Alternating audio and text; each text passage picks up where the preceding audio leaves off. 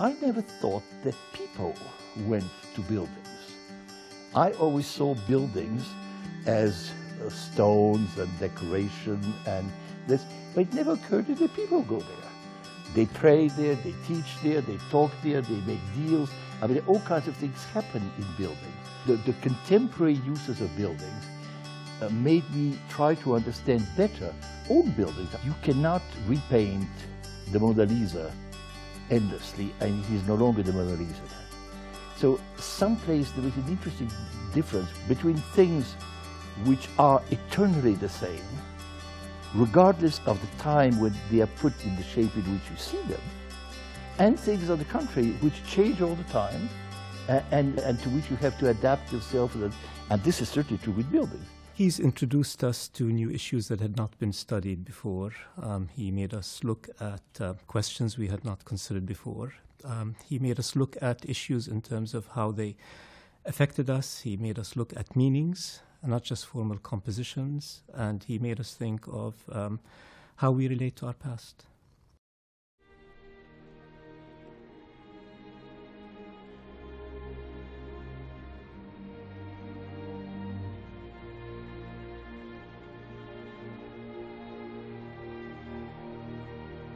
You talk about how buildings change. You've gone back again and again to the Dome of the Rock over decades. How has your understanding and appreciation of the building changed, if it has, over those decades? Absolutely. I mean, my first interpretation of it, which was published in the 50s, a long time ago, was very much a product of the Cold War. That is, I saw this building in terms of the fight between the United States and the Soviet Union, that it was a building in which Muslims and Christians, and this is the Muslim answer, were telling each other how wrong they are and how good we are. And there is no doubt that I saw it as a monument of dynastic power.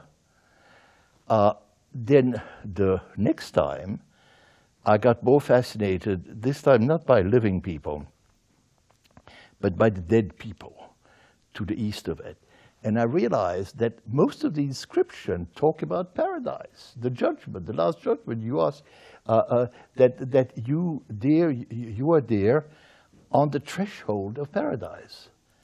And it becomes, and because threshold of paradise, this is where the prophet came on his journey to heaven. So it is an eschatological building that prepares you for eternal life, as the whole of Jerusalem is. And then, much later, I realized in my last trips that it also has become a political building. It expresses something of the Palestinian conception of themselves. It's their building. And within the Palestinian world, it has changed very interestingly too. It is mostly used by women for prayer. Men go to the Aqsa Mosque, so that it's not entirely true, but it's so. In other words, it reflects a certain social structure, which before didn't reflect at all. If anybody prayed there before, it didn't matter. Few people prayed. So in other words, what I would say here is that it is a building which I saw first in purely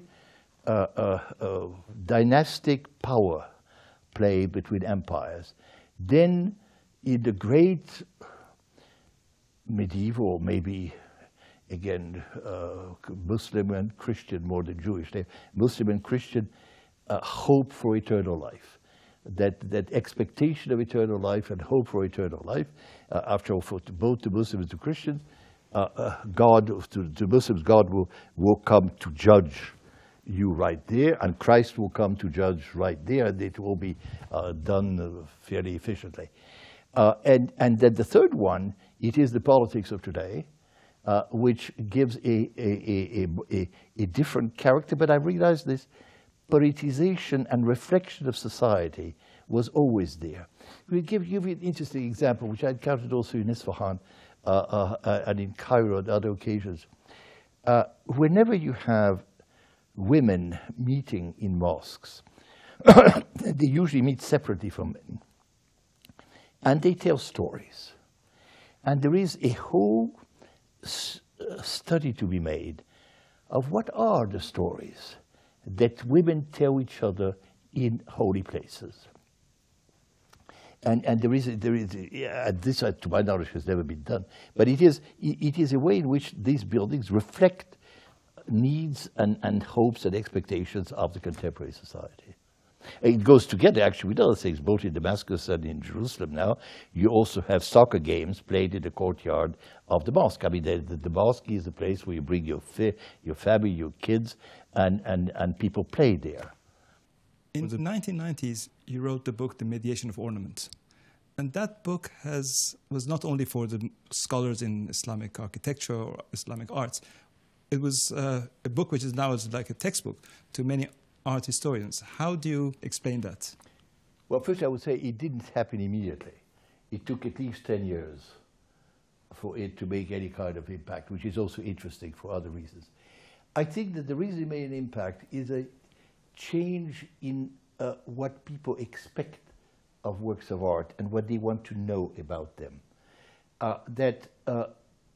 People began slowly to realize that the key to their relationship to works of art is the pleasure they obtain in looking at them. It's not that it was done by my grandfather or this was a beautiful house in my country and so forth. It is that they get a pleasure out of it. And there are all kinds of ways of defining that pleasure, but there is a pleasure that is involved. And one of the pleasures of dealing with the work of the Muslim world is what people used to call ornament. Why? Because for a variety of reasons, the Muslim world avoided representational art. I mean, it used it, but it was not as common as in other traditions, and concentrated on other ways of ornamenting or decorating its buildings. And that became geometry, writing, and so forth. And the understanding of that process and of that meaning was something that was quite new. It was something that people had talked about it, but it was new, not only historically, but it was mostly new as an answer to actual emotional, psychological problems people had. Also, on the other hand, it also coincided with an interest in contemporary art, not all contemporary art, in geometry. And I remember very interesting how people used to say, oh, it looks like Escher. And you say, it looks like Escher, that's boo, that's terrible, that's second-rate art.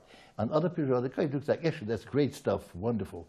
So in other words, it entered into a scope of contemporary looking at art that was itself divided between what it wanted to do and what it did not want to do.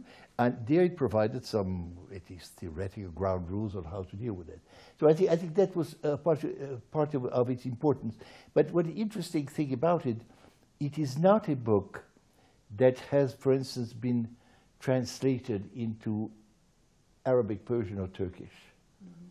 And I suspect that it is because its vocabulary is a highly technical vocabulary of Western art, and not a vocabulary that is for which you can easily find terms in those languages. But that's something I haven't studied in detail. Well, in fact, if one looks at that, the record of translation of the various works that you have done, you'll find that there's a different history. For example, the book on the Mosque of Isfahan was translated into Persian actually much more quickly than some of your other works, such as The Formation of Islamic Art or any others. So perhaps looking at the Islamic world as one large entity is not the correct approach, that there are certain areas that would be interested in some aspects and not others. Well, that's certainly true. But I would add to that there's clearly a Persian interest. Mosque of Isfahan is one of the major monuments of Iran.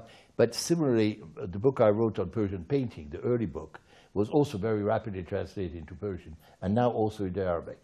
But that, because there is a public that exists that is interested. Now, I don't think any of them translated my book on the Alhambra into Persian, because that is not part of the what excites the Persian educated classes. So it is the field of ornament is still something that the Muslim world has not completely come to grips with, I think, as to what it means to them. Although this is something I want to, there's no contemporary writing. No, but this is interesting, and yet the artists, the contemporary artists, and Glenn can probably talk about this as well, are actually completely engaged in actually redefining what it is to react to visual phenomena directly. Well, maybe the way to ask that question slightly differently is the formation of Islamic art, which is, after all, the text that so many of us who were students of yours, and I suspect students around the world, grew up on as a kind of touchstone for how to think about the Islamic world, posits, by its very definition, the creation of something that we can call Islamic. And I wonder, as you look back today, through the filter and the lens of the present, whether this idea of a synthetic whole notion of an Islamic art is still the right lens, or whether it's a more regional or more specific set of questions that emerge. Well, there is no doubt that it is the wrong word. It is a word that should be avoided, the word Islamic as an adjective. I mean, but nobody has thought of a better one. So that is right. But because it confuses people. Some people maybe it says religious.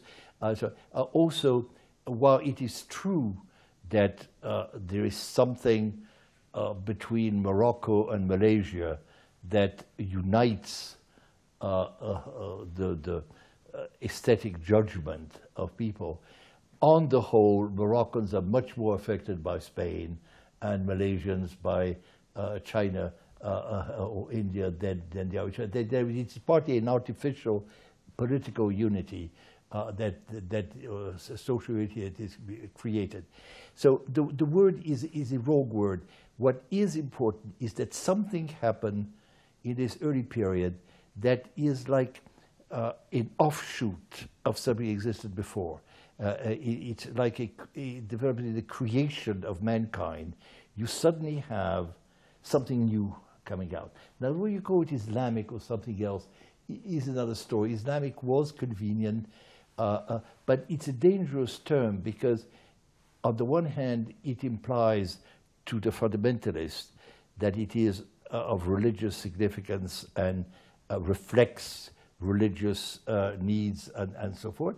On the other hand, to Westerners, it means all these guys are the same, and we have to put them all in the same pot, both of which are wrong.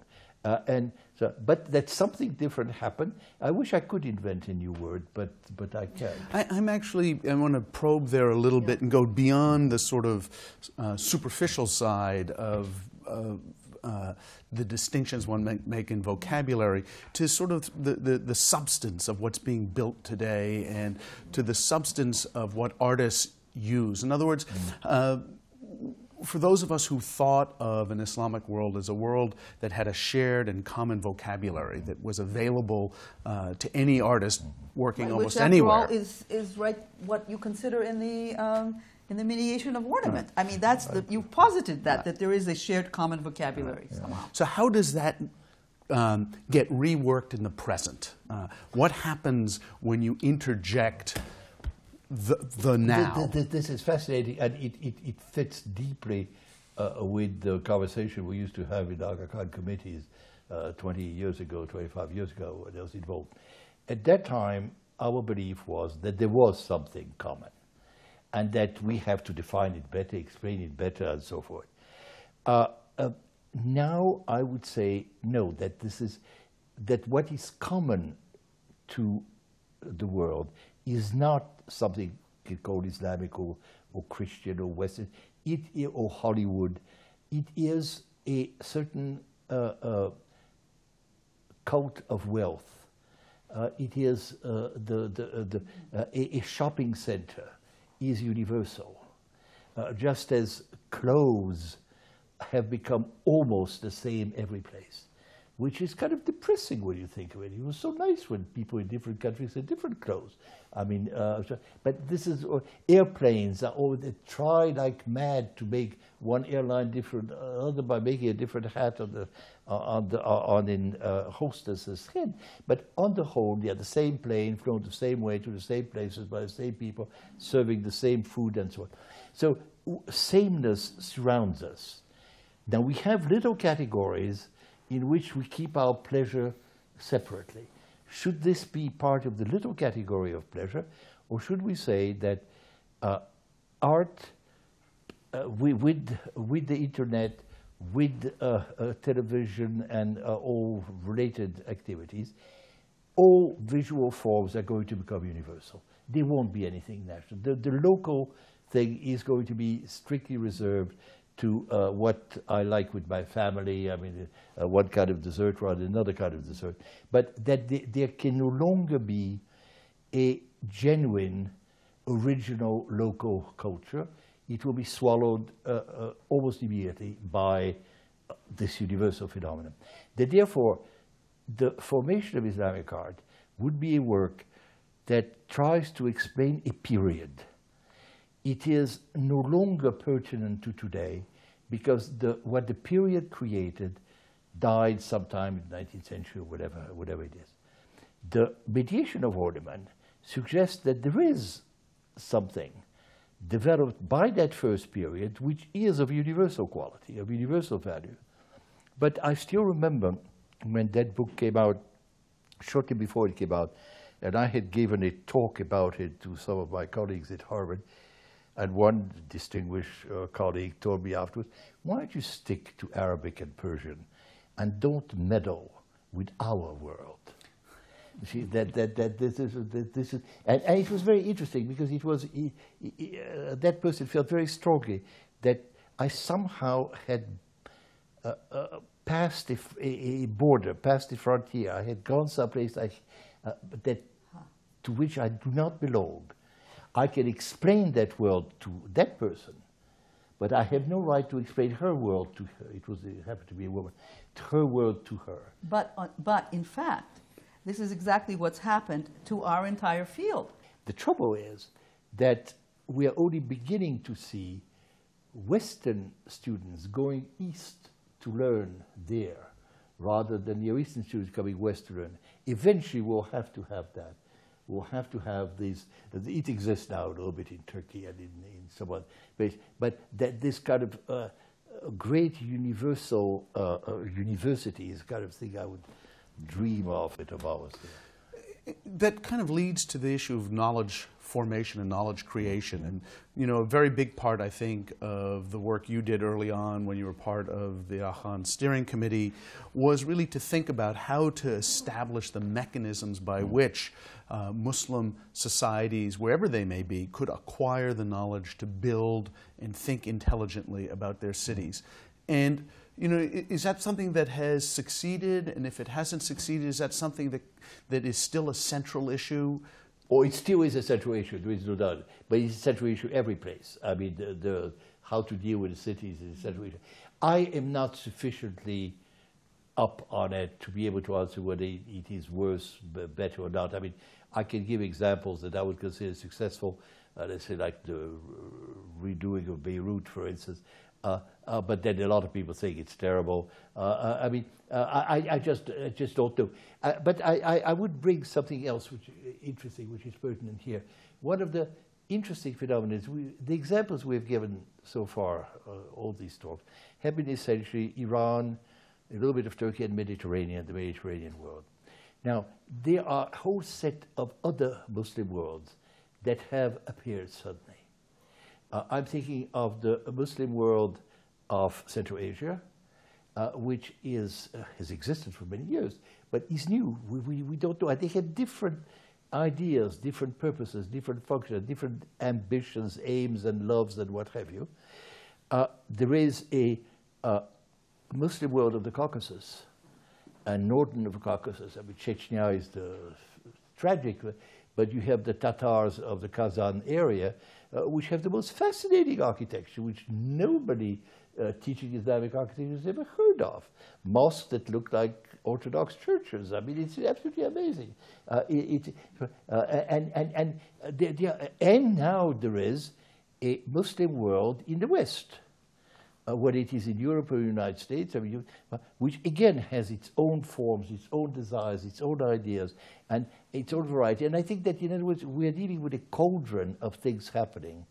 And I just simply hope that among the next generation there'll be enough bright people who develop great theories to guide the energies, the artistic energies that are involved in all that. Because the energies are enormous. I mean, the exhibition that was at MoMA some years ago was very, very interesting because there were some very wonderful works of art, but the exhibition was very criticized by some people, especially by Muslims, that it didn't reflect the right kind of people. It should have reflected A and not B. So now, this is a silly argument, but it shows that there's an uncertainty as to what is good, what is better, and so forth. That was because I think there is yet not enough writing about it. Now here, I'm going back to my past and my tradition that the drama of today is insufficient writing. People look, people travel, people have meetings, have colloquia, have all kinds of gathering of one kind or another. But writing of books with theories behind them and practice is too little, and there should be one a week, because there is so much to be said and so much to be and that doesn't happen enough. Thank you, Professor Grabar. Thank you, Mohammed. Thank you, Glenn. Thank you, Renata, and thank you all for being here.